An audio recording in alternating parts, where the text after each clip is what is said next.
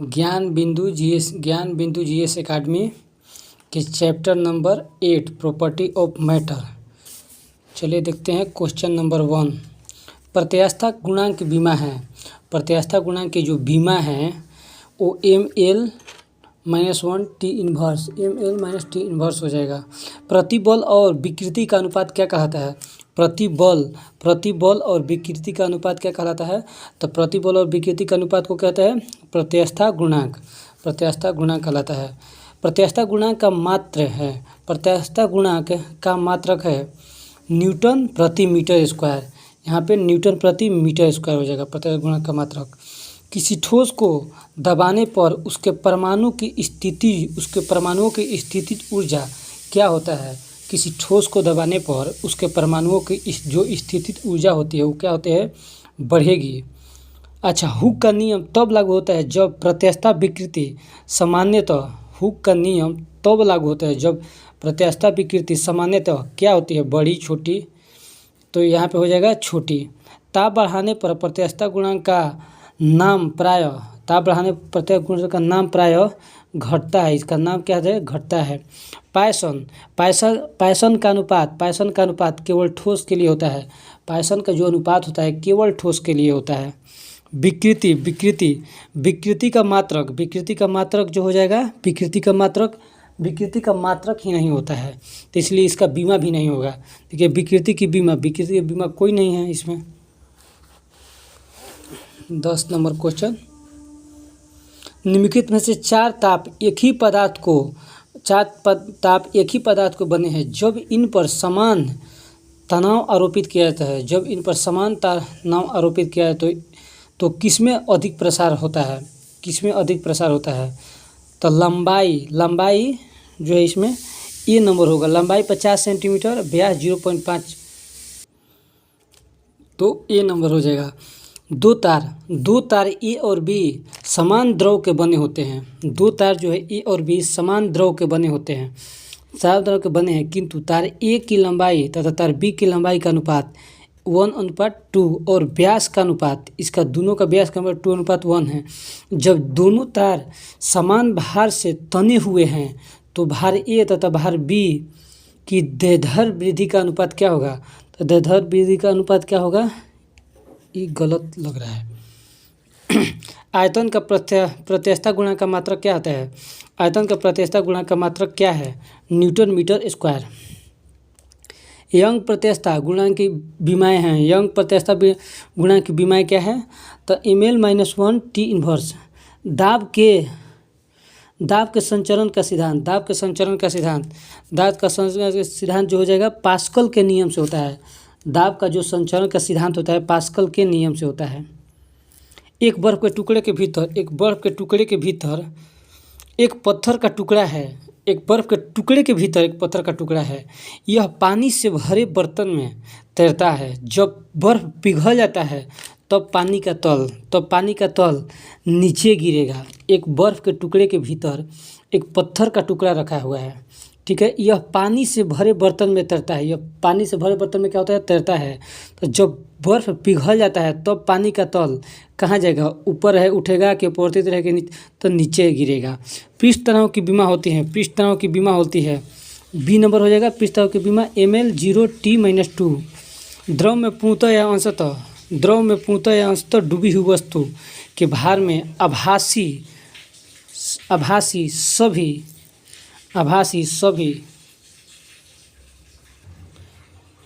वस्तु के डूबे हुए भाग द्वारा हटाए गए द्रव के भार के बराबर होती है। किसी पदार्थ का अपेक्षित घनत्व बराबर है। किसी पदार्थ का जो है अपेक्षित घनत्व बराबर है किसके? पदार्थ का घनत्व या प्रमाणिक पदार्थ का घनत्व। दाब का ऐसे मात्रक होता है न्यूटन मीटर स्क्वायर। दाब बल और क्षेत्रफल में समान होता है। दाब बल और क्षेत्रफल में क्या समान होता है? तो दाब बल और क्षेत्रफल में दाब बराबर क्या होता है? बल बटा में क्षेत्रफल। तो बी आंसर हो जाएगा इसका। बंद द्रव के किसी भाग पर डाला गया दाब सभी दिशाओं में समान रूप से संचयित होता है। यह नियम कहा जाता है बंद द्रव के किसी भाग पर डाला गया दाब सभी दिशाओं में समान रूप से संचारित होता है। यह नियम कहा जाता है पास्कल का नियम। किसका नियम? पास्कल का नियम। सी हो जाएगा आंसर। किसी द्रव में किसी वस्तु को अंशतः डुबोकर प्लवन करने के लिए वस्तु का घनत्व द्रव के घनत्व से होना चाहिए। कोई भी द्रव, किसी भी द्रव में किसी वस्तु को अंशतः डूबकर प्लवन करने के लिए वस्तु का घनत्व द्रव के घनत्व से होना चाहिए। क्या होना चाहिए? कम होना चाहिए। किसी ताप पर पानी का घनत्व महत्तम होता है। किसी ताप पर पानी का घनत्व महत्तम होता है 4 डिग्री सेल्सियस पर पानी का घनत्व क्या होता है? महत्तम होता है। घनत्व का ऐसा ही मात्रक केजी प्रति मीटर स्क्वायर, केजी प्रति मीटर क्यूब। घनत्व का ऐसा ही मात्रक क्या होता है? केजी प्रति मीटर क्यूब।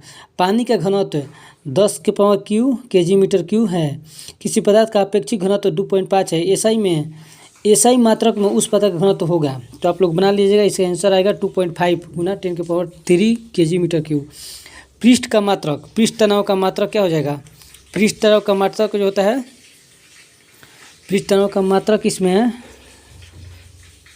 का मात्रक इसमें गलत दिया है, इसलिए इसको देखना है। अच्छा, ताप वृद्धि से द्रव के पृष्ठ तनाव है।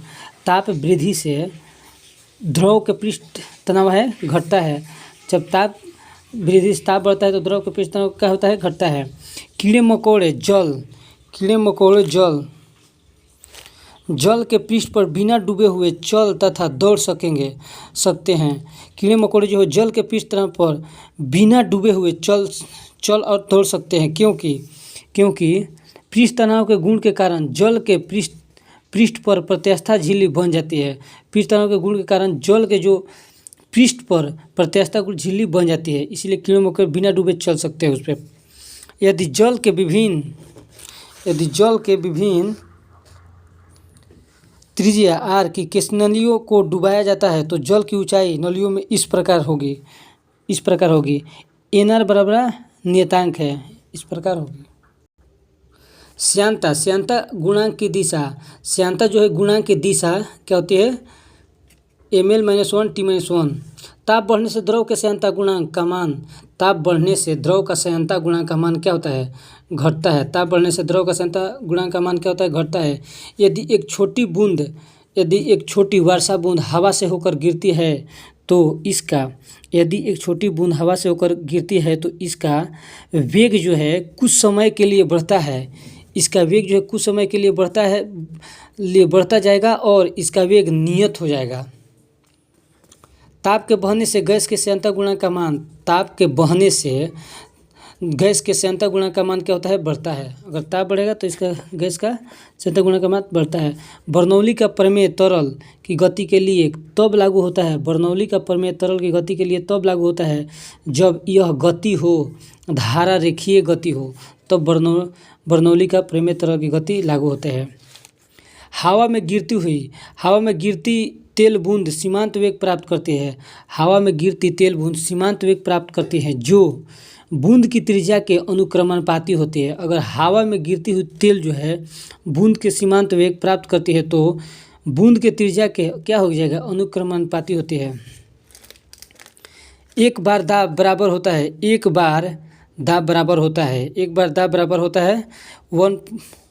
1 गुना 10 के पावर 6 डायर प्रति सेंटीमीटर स्क्वायर। निम्नलिखित में किस हाइड्रोजन बैलून आसानी से उठा पाएगा? निम्नलिखित में किस हाइड्रोजन बैलून आसानी से उठा पाएगा? ढीले ढंग से पैक किए हुए पंखों का 1 केजी उठा लेगा। चलाया हुआ द्रव कुछ समय के बाद विराम में आ जाता है। चलाया हुआ जो द्रव है कुछ समय के बाद विराम में आ जाता है। इसका कारण क्या है? श्यानता के कारण चलाया हुआ द्रव कुछ समय के बाद विराम में आ जाता है। बर्नौली प्रमेय अनुप्रयोग है। ऊर्जा संरक्षण नियम। बर्नौली प्रमेय अनुप्रयोग है ऊर्जा संरक्षण नियम। एक पायज श्यानता गुणांक ऐसा ही मात्रक का 1/10 भाग होता है। वर्षा की बूंद द्वारा एक नियत वेग प्राप्त कर देने का कारण है। वर्षा की बूंद द्वारा एक नियत वेग प्राप्त करने का कारण है हवा का श्यानता बल, हवा का जो श्यानता बल है। पृष्ठ तनाव की उत्पत्ति का कारण, पृष्ठ तनाव की उत्पत्ति का कारण क्या है? संसंजक बल। पृष्ठ तनाव की उत्पत्ति का कारण क्या है? संसंजक बल।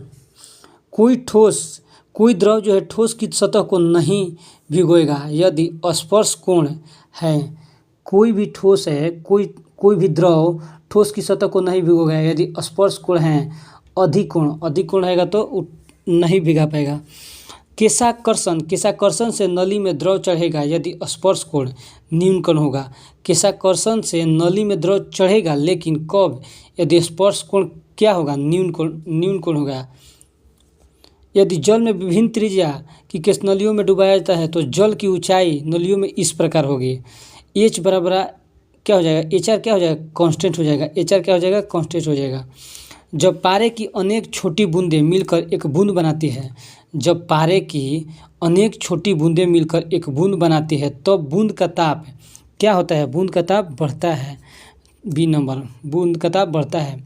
साबुन के बुलबुल के अंदर अतिरिक्त दाब समानुपाती होता है पृष्ठ तनाव के कारण। साबुन के बुलबुल के अंदर अतिरिक्त दाब समानुपाती होता है पृष्ठ तनाव के। जब समान अणु एक दूसरे को आकर्षित करते हैं तो इसे कहते हैं संसंजस।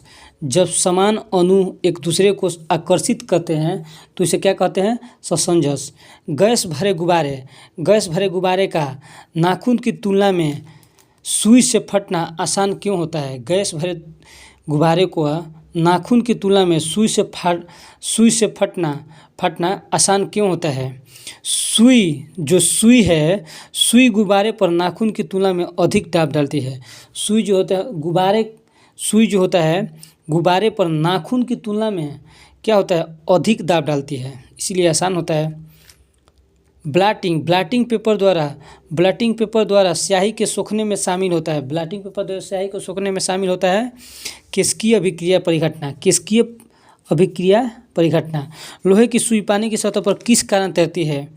लोहे की जो सुई है पानी की सतह पर किस कारण तैरती है? तो पृष्ठ तनाव के कारण। बर्नौली का सिद्धांत निम्नलिखित में किसके संरक्षण का प्रकथन है? ऊर्जा संरक्षण का। बर्नौली का सिद्धांत किसके प्रकथन के संरक्षण कहते हैं? ऊर्जा के। द्रव चालित ब्रेक किसके नियम पर कार्य करता है? पास्कल के नियम पर। द्रव चालित जो ब्रेक होता है किसके नियम पर कार्य करता है? पास्कल के नियम पर। अच्छा, इस्पात के गोले में पदार्थ की मात्रा उसका क्या होती है? इस्पात के गोले में पदार्थ की मात्रा उसका क्या होती है? द्रव्यमान होती है। दूध से क्रीम निकाल लेने पर दूध का घनत्व क्या होता है? बढ़ता है। दूध से हम क्रीम निकाल लेंगे तो उसका दूध का घनत्व क्या होता है? बढ़ता है। साबुन कपड़ों को बेहतर सफाई में क्यों सहायक होते हैं? साबुन जो है कपड़ों को बेहतर सफाई करने के लिए क्यों सहायक होता है?